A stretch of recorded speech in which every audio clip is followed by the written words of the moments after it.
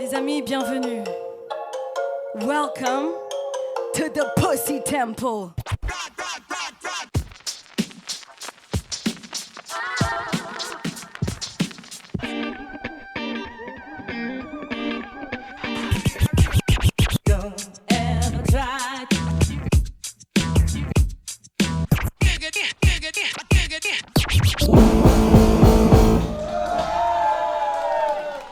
On parle d'invisibilisation des femmes dans cette histoire de la musique. Du coup, est-ce qu'elle a été difficile à reconstruire ? En fait, c'est moins une histoire de la musique qu'une histoire de, la chanson féministe. Enfin, en fait, c'est vraiment comment les femmes ont porté des combats féministes à travers la musique. Les sœurs d'eux, les femmes d'eux, Fanny Mendelssohn, la sœur de Mozart, en fait, dont on sait qu'elles avaient vraiment du talent, mais à cette époque-là, en fait, soit face à leurs frères, face à leur mari, face à leur père, j'imagine, elles ont dû s'occuper du foyer pendant qu'ils étaient libres de devenir des génies. Pour l'anecdote, moi, c'est vrai qu'à la dernière fois, je suis allée en studio avec mon copain et tout le monde lui demandait s'il était mon manager.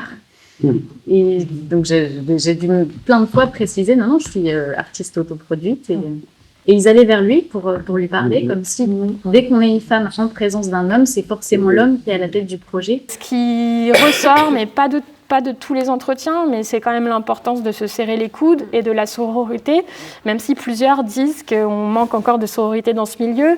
Et pourquoi ? Et ça, j'en parle sur la question un peu de Britney Spears et de la mise en rivalité des artistes. C'est un milieu où on fait croire qu'il n'y a qu'une place par style, qu'une place par couleur de cheveux. Enfin voilà quoi, en gros. Je travaille pour le festival Les Femmes s'en mêlent.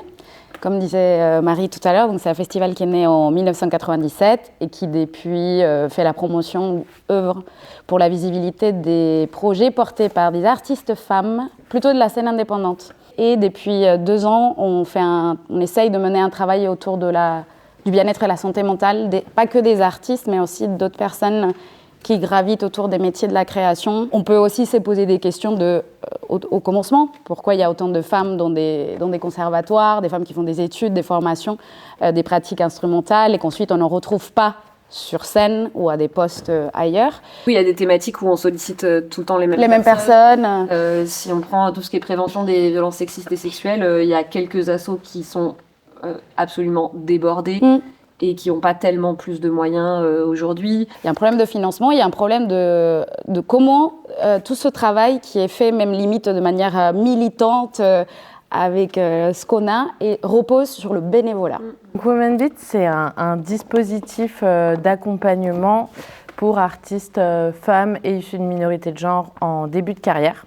Et on essaye surtout de mettre en avant des artistes qui valorisent un métissage ou une diversité d'influences culturelles. On essaye après de faire de la sensibilisation au milieu scolaire aussi, avec une introduction sur la sensibilisation sur la place des femmes dans la société, dans des classes de seconde et terminale professionnelle, dans des quartiers prioritaires. Et ce qui était intéressant, c'est qu'après, on faisait intervenir des artistes avec qui on travaillait à la fin de leur accompagnement.